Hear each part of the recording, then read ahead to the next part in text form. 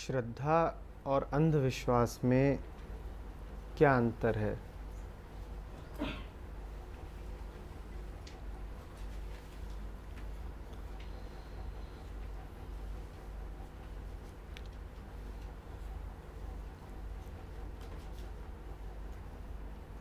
अंधविश्वास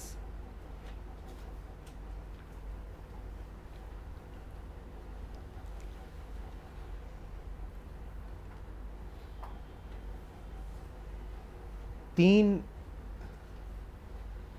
तल हैं मन के और तीन ही तरह के व्यक्ति होते हैं। इन्हें समझेंगे।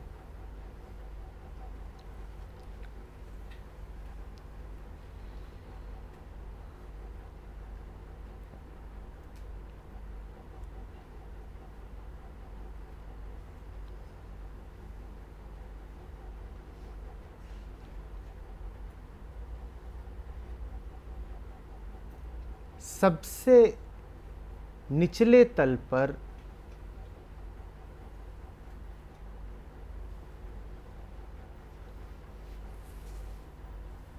वो हैं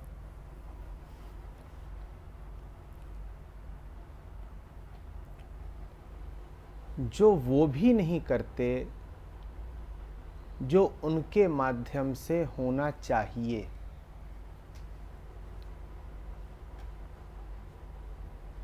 वो भी नहीं करते जिसको करने की सहज सामर्थ्य उन्हें दी गई है। वो अपने मार्ग में स्वयं बाधा बन के खड़े हो जाते हैं।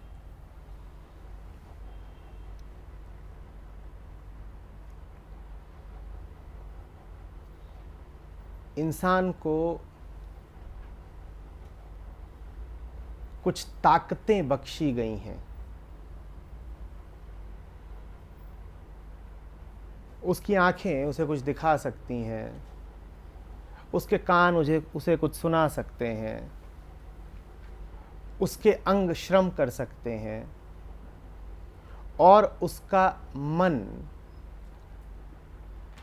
विचार कर सकता है, चिंतन कर सकता है। निम्नतम तल पर वो व्यक्ति है जो इन सब के मार्ग में भी बाधा बन के खड़ा हो जाए।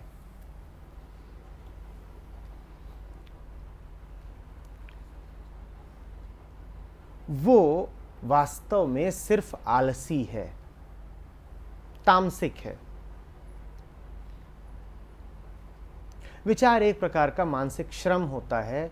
वो इस श्रम से बचना चाहता है, इसीलिए वो विचार की अपेक्षा विश्वास कर लेता है।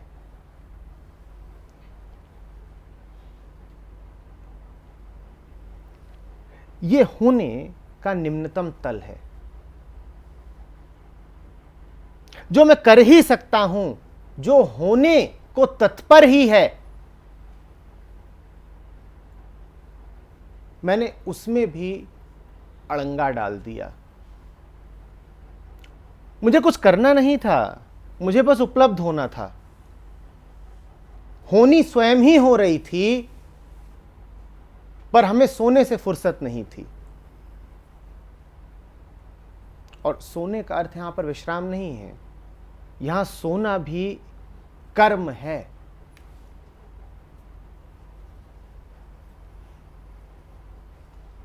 होनी के सहज कर्म को बाधित करने के लिए मैंने बीच में अपने एक कर्म का अड़ंगा डाला।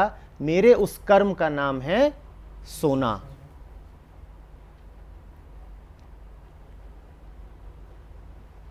यह व्यक्ति अंधविश्वास में पड़ेगा।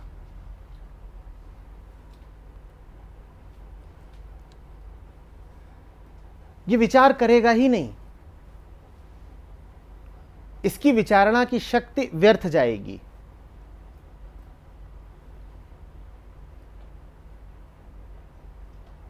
इससे ऊपर तल होता है उस व्यक्ति का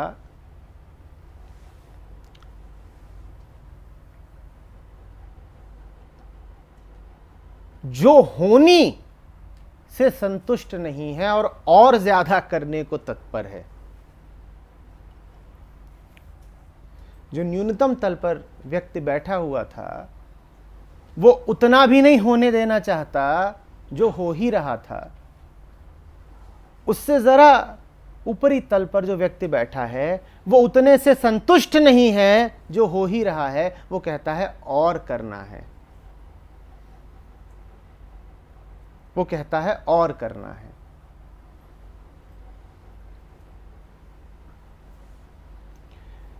सबसे निचले तल पर जो इंसान बैठा है वो है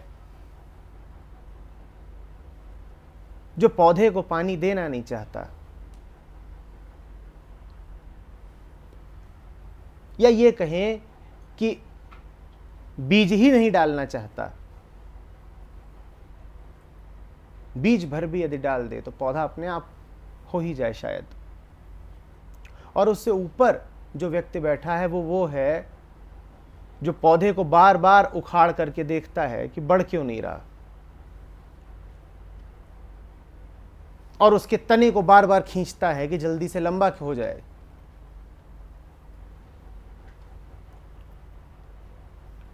ये व्यक्ति आत्मविश्वासी है। अंधविश्वास का दूसरा छोर होता है आत्मविश्वास।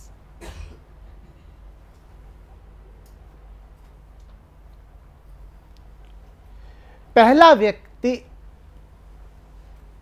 अंधा है और दूसरे को सिर्फ अपनी आंखों पर भरोसा है। ये अंधापन और इन आंखों पर भरोसा द्वैत के दो सिरे हैं, और इसीलिए अक्सर ये होता है कि जिन्हें अंधविश्वास में चोट लगती है वो फिर सिर्फ अपनी सोच और अपने विश्वास पर भरोसा करना शुरू कर देते हैं। वो कहते हैं जो हमें ठीक लगेगा वही करेंगे। हम पहले सुनी सुनाई बातों पर चलते थे तो हम लुट गए, हमें चोट लगी, अंधविश्वास से हमें बड़ा नुकसान हुआ। जो अंधविश्वास से दूर जाता है अक्सर देखा गया है कि वो आत्मविश्वासी बन जाता है। ये आत्मा वाला आत्म नहीं है, ये अहंकार वाला आत्म है।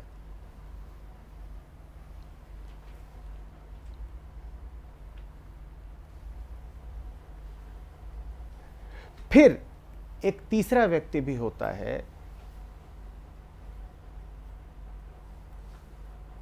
जो कहता है कि आंखें अगर बंद हैं तो नहीं ही दिखेगा, पर आंखें अगर खुली भी हैं तो जितना दिख रहा है वो नाकाफी है। मेरी आंखों से मुझे जो दिखता है उसके पार क्या है मैं नहीं जानता, पर इतना जानता हूं कि मेरी आंखों से मुझे जो दिख रहा है वो बहुत भरोसे का नहीं है।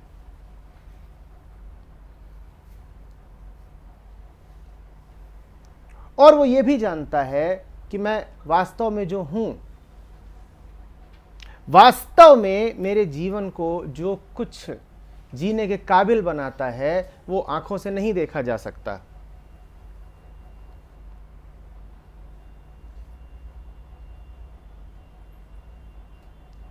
इस व्यक्ति की स्थिति को श्रद्धा कहते हैं।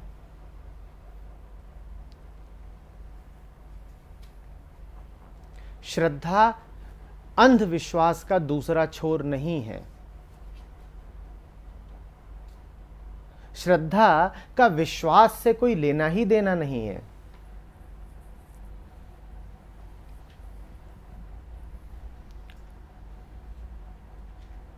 आप विश्वास न करें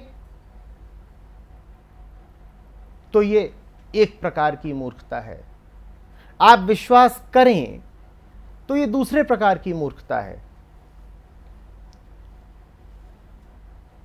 श्रद्धा का अर्थ है कि विश्वास और अविश्वास तो इंद्रियगत और मानसिक बातें हैं, जो असली है वो विश्वास के दायरे से बाहर की बात है। इसका अर्थ ये नहीं है कि जो असली है उस पर अविश्वास करना है या विश्वास करना है। सत्य कोई आपके विश्वास का विषय नहीं होता। आपने अक्सर सुना होगा इस प्रकार की मूर्खतापूर्ण बातें करते लोगों को कि साहब हमें तो ईश्वर में बड़ा विश्वास है। जो आदमी ये कहे कि हमें ईश्वर में बड़ा विश्वास है वो घोर अधर्मी और नास्तिक है। तुम्हें ईश्वर में विश्वास हो कैसे गया ये बताओ, साफ साफ समझाओ, कैसे हो गया? कोई तुम्हारा ही बनाया हुआ ईश्वर होगा जो तुम्हारे विश्वास का विषय हो सकता है। कोई नकली ही चीज होगी तुम्हारी तरह जिस पर तुम्हें इतना यकीन आ गया।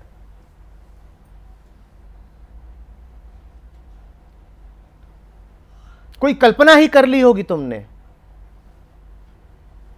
नहीं तो विश्वास कहां से आता? सत्य पर विश्वास नहीं किया जाता, सत्य के सामने सर झुकाया जाता है। और सर झुकाने का मतलब होता है हम नहीं जानते, हम नहीं जान सकते। न विश्वास न अविश्वास।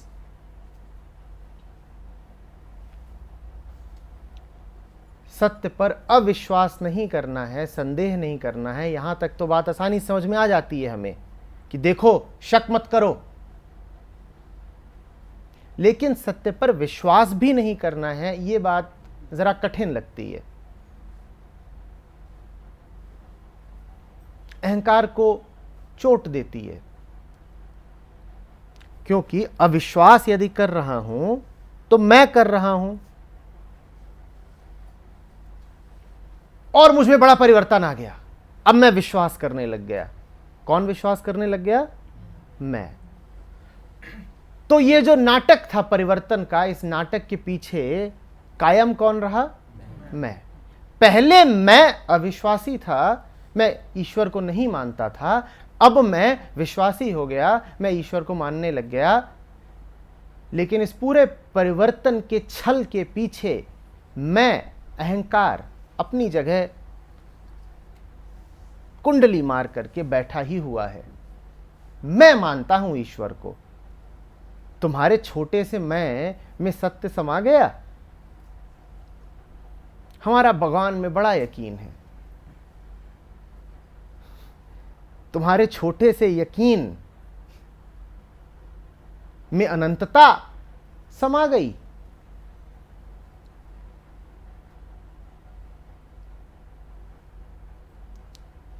श्रद्धा का अर्थ है हम कुछ कह नहीं सकते, हम कुछ सोच भी नहीं सकते।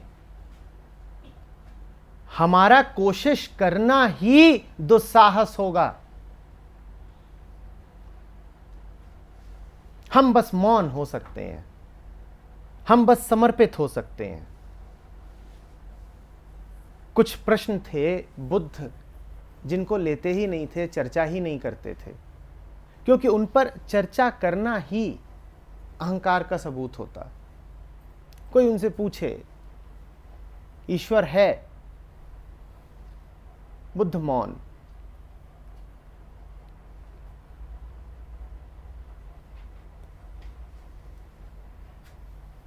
जो कुछ भी जीवन का रस है, जीवन में केंद्रीय है और महत्वपूर्ण है, उसके विषय में जब भी बुद्ध से कुछ पूछा गया, बुद्ध मौन। तो फिर बुद्ध बोलते क्या थे? अगर असली चीजों की बुद्ध बात नहीं करते थे तो फिर बुद्ध बात किसकी करते थे? बुद्ध कहते थे मैं तो चिकित्सक हूं, मैं तो बीमारियों की बात करूंगा। स्वास्थ्य असली है, हम उसकी बात करेंगे ही नहीं। मैं तो वैद्य हूं, तुम मेरे सामने आओगे, मैं तो तुम्हारी बीमारी की बात करूंगा। और जो भी बात आप करोगे वो मात्र बीमारी की ही होगी। ईश्वर की बातें बहुत करते हो आप, ईश्वर आपकी बीमारी है। बुद्ध इसीलिए बात करना उचित ही नहीं समझते थे, वो करते ही नहीं थे, चुप रह जाते थे। और ज़ेन का भी आधार यही है कि जो असली है उसके विषय में विचार मत करो, उसके बारे में कुछ कहो ही नहीं। अष्टावक्र हमसे एक बड़ी अद्भुत बात कहते हैं। वो कहते हैं सब कुछ ठीक है, तुम्हारी समस्या बस यह है कि तुम्हें मोक्ष की इच्छा है। मोक्ष की इच्छा ही बीमारी है।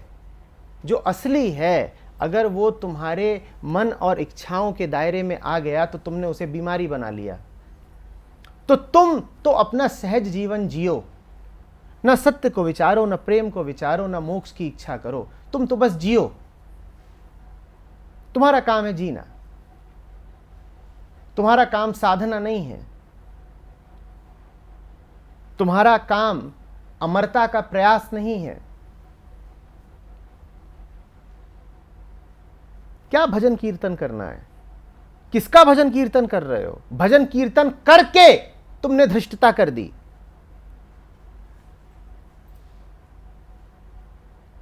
किसके पांव पखार रहे हो? अपने हाथों से उसके पांव छू के तुमने उसे पवित्र कर दिया। तुम तो मात्र जियो। ये श्रद्धा है। मैं आपसे फिर कह रहा हूं, मंदिरों में कतार लगा के जिनको जाते देखते हैं उन्हें श्रद्धालु मत समझिएगा, वो विश्वासी लोग हैं। ये भाषा की बड़ी भूल है कि आप लिख देते हैं कि देखिए श्रद्धालु लोग मंदिर में कतार बांध के खड़े हैं। ना, श्रद्धालु व्यक्ति को तो ये विचार ही नहीं उठेगा कि ईश्वर है या नहीं है। यही श्रद्धा है।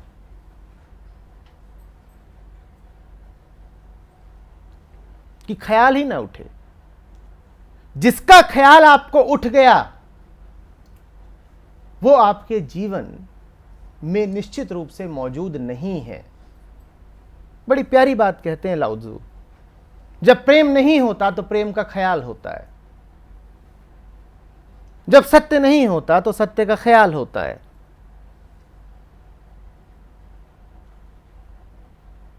जब मैत्री नहीं होती तो मैत्री की बातें होती हैं। जो नहीं होता उसी की अनुपस्थिति विचार रूप में सामने आती है।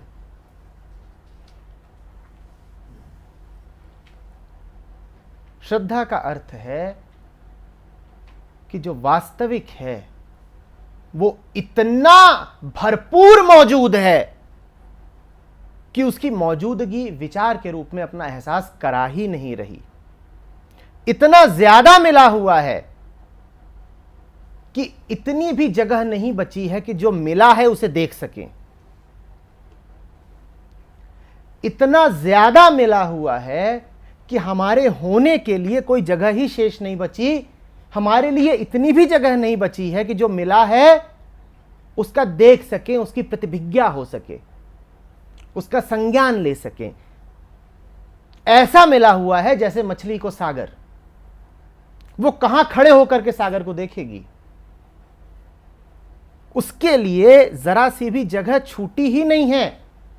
वो जहां जाएगी वहीं सागर है। उसे सागर का कुछ पता नहीं चल सकता। ऐसी होती है श्रद्धा।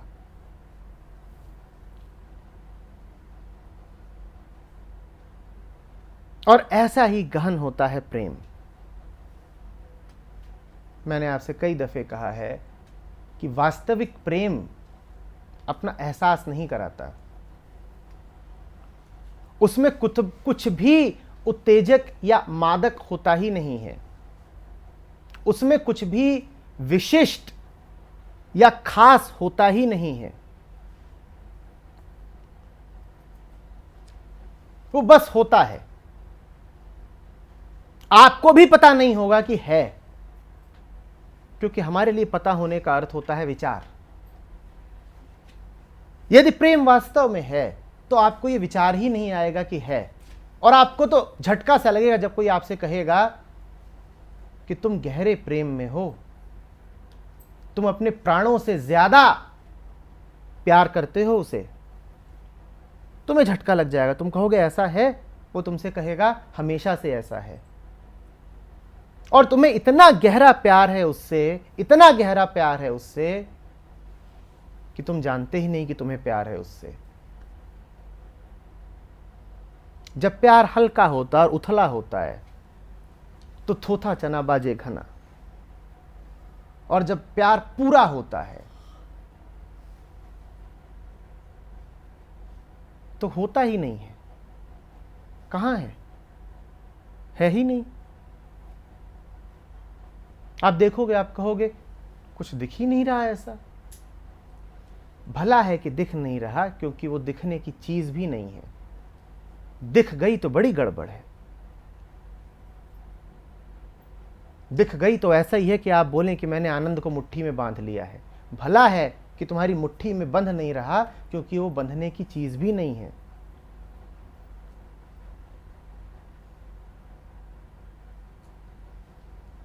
मैं फिर कह रहा हूं, अंधविश्वास का विपरीत आत्मविश्वास है, श्रद्धा नहीं।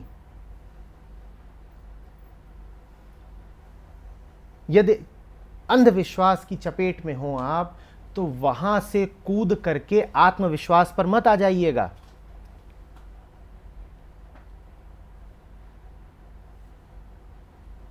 वो कोई विशेष तरक्की नहीं हुई। कुछ मामलों में तो आत्मविश्वास अंधविश्वास से ज्यादा घातक है। अंधविश्वास का तो अर्थ होता है कि मैं दुनिया के कहे पर चल रहा हूं। आत्मविश्वास का अर्थ होता है मैं अपने कहे पर चल रहा हूं। और कभी कभी अपने सोचे पर चलना दुनिया के सोचे पर चलना से ज्यादा घातक हो जाता है। अंधविश्वास वो बीमारी है जिसका इलाज आसानी से हो सकता है। आत्मविश्वास की बीमारी का इलाज तो और मुश्किल होता है। श्रद्धा का विश्वास से कोई लेना देना नहीं, न अंधविश्वास से न आत्मविश्वास से।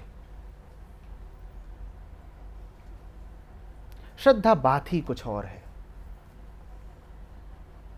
श्रद्धा कोई बात ही नहीं है, क्योंकि जो भी बात होगी वो आपके मन की होगी।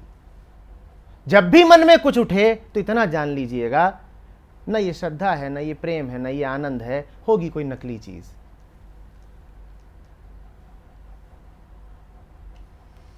जब आप श्रद्धा पर विश्वास करते हैं तो आप श्रद्धा पर नहीं, अपने आप पर विश्वास करते हैं।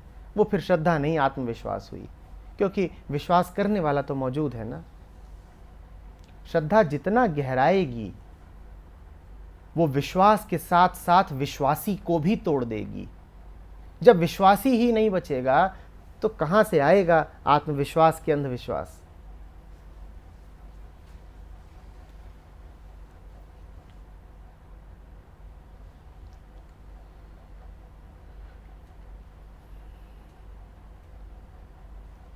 मेरे पास आते हो, बात करते हो, कई बार मुझे कुछ लिख करके भेजते हो, और रोज़ाना ही होता है कि किसी का कुछ लिखा आ जाता है। कभी कोई बहुत प्रेमपूर्ण बात भेजते हो अपनी तरफ से, और कभी कोई कटु बात भी लिख देते हो अपनी तरफ से।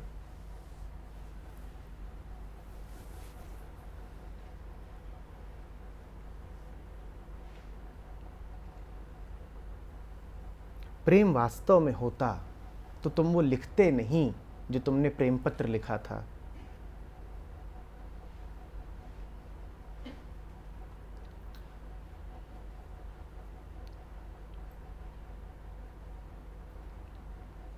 प्रेम वास्तव में होता तो तुमने जो प्रेम पत्र भेजा था वो तुम भेज नहीं पाते।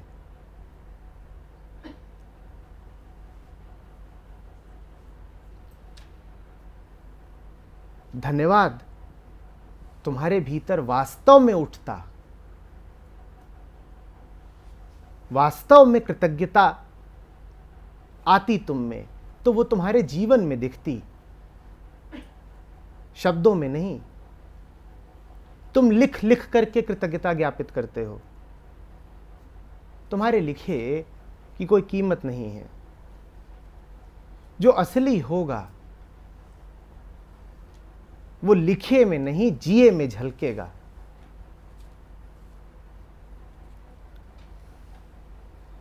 तुम्हारे जीवन में जो असली है उसका ओज दिखाई दे, इतना मेरे लिए काफी है।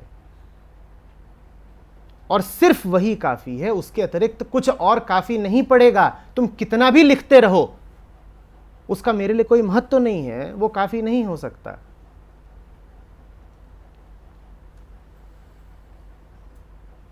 जो वास्तविक है, जब वो आएगा तुम में, तो वो होगा तुम्हारा असली धन्यवाद। और तब तुम्हें कहने की जरूरत नहीं पड़ेगी। बहुत संभव है कि तुम्हें पता ही न चले, तो तुम कहोगे कैसे?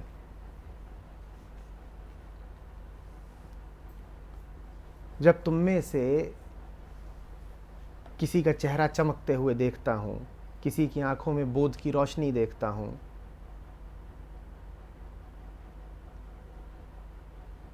तो वो मेरे लिए तुम्हारे प्रेम पत्र जैसा होता है, और उतना ही काफी है। तुम्हें आकर के कहने की जरूरत नहीं है।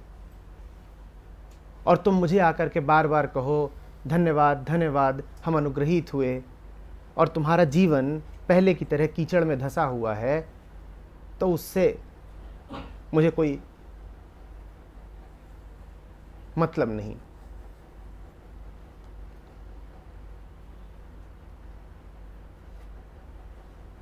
तुम्हारे मन का परिष्कार हो, तुम्हारे जीवन में आनंद बिखरे, ये काफी है।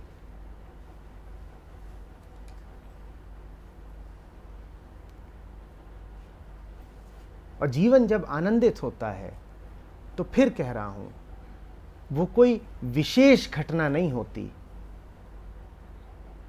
क्योंकि आनंद बड़ी साधारण, सरल और सहज बात है। वो तो कुछ कुछ ऐसा ही है जैसे सूना हो जाना, जैसे किसी भरे हुए कमरे का गंदगी से खाली हो जाना। उसमें तुम मुझे दिखाने क्या आओगे कि हम खाली हो गए? अपना सूनापन।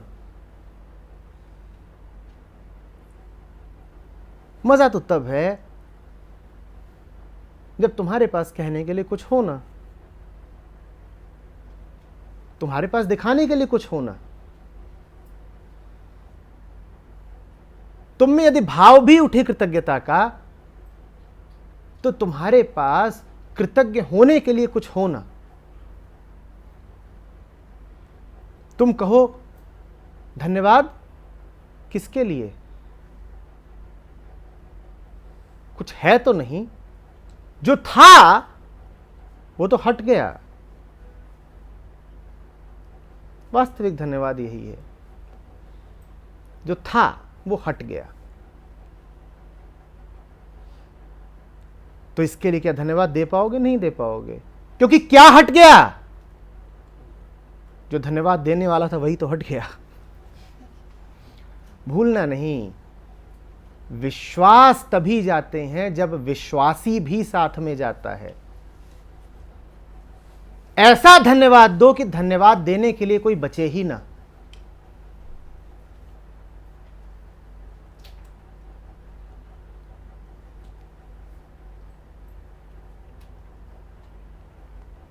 दत्तात्रेय अवधूत गीता में प्रश्न उठाते हैं कि सर झुकाऊं तो किसके सामने? मैं तुमसे कह रहा हूं, तुम कहना सर झुकाए कौन? सर बचा ही नहीं।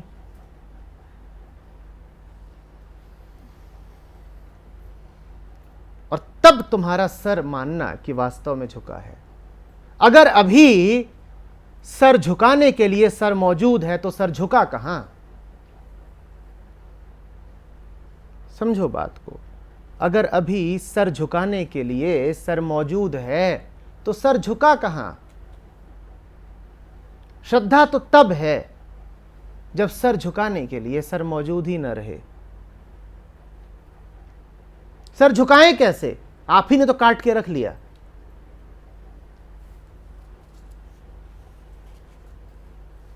परमात्मा सर झुकाऊं कैसे? तेरा था तुझे दे दिया, अब झुकाने के लिए बचा क्या?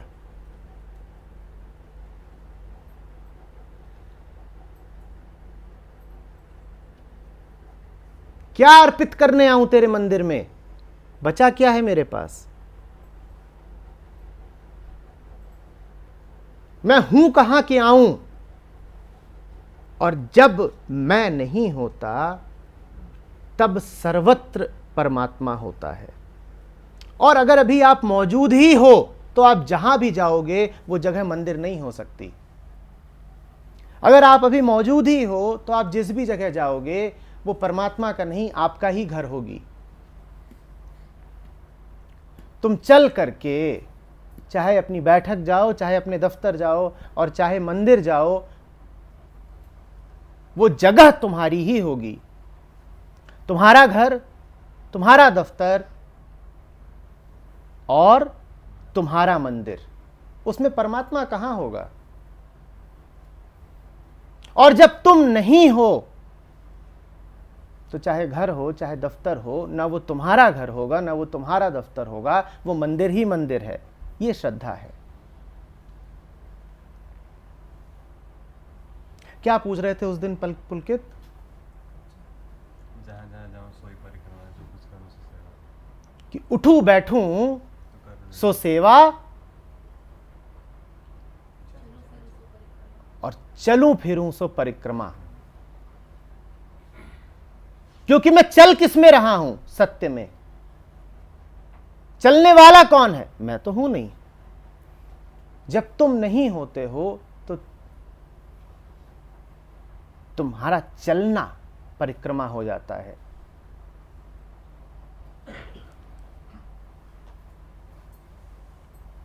और जब तुम हो तब तुम जो भी करो वो परिक्रमा नहीं, प्रवंचना है।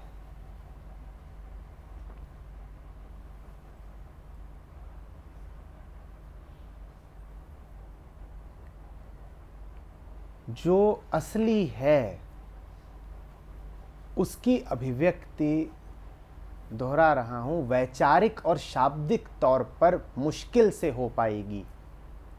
यही कारण है कि कहने वाले अक्सर असफल रहे हैं जब भी उन्होंने सत्य की बात करने की कोशिश की है। उन्हें इशारे से कहना पड़ा है, उन्हें सूत्रों में कहना पड़ा है, उन्हें पहेलियों में कहना पड़ा है। जो असली है तुम कैसे कर लेते हो उसकी शाब्दिक अभिव्यक्ति।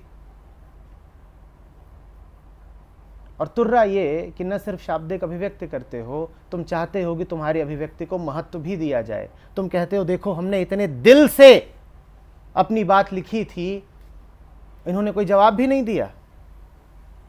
क्या जवाब दें?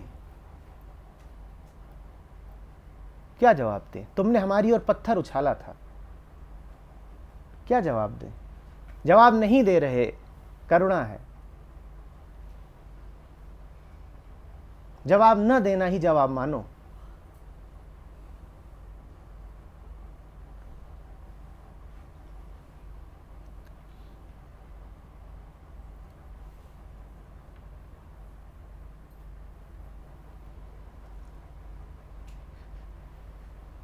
विश्वास को भूल जाओ ये श्रद्धा है, और श्रद्धा को भी भूल जाओ ये श्रद्धा है।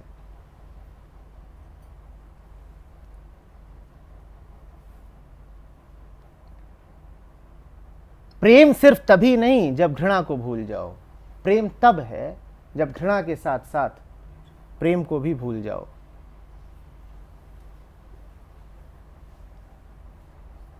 आजादी सिर्फ तब नहीं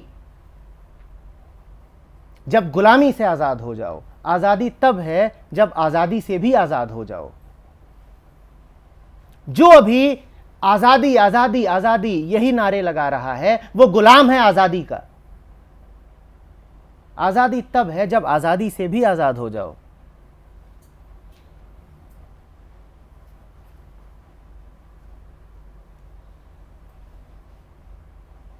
ऐसी है श्रद्धा।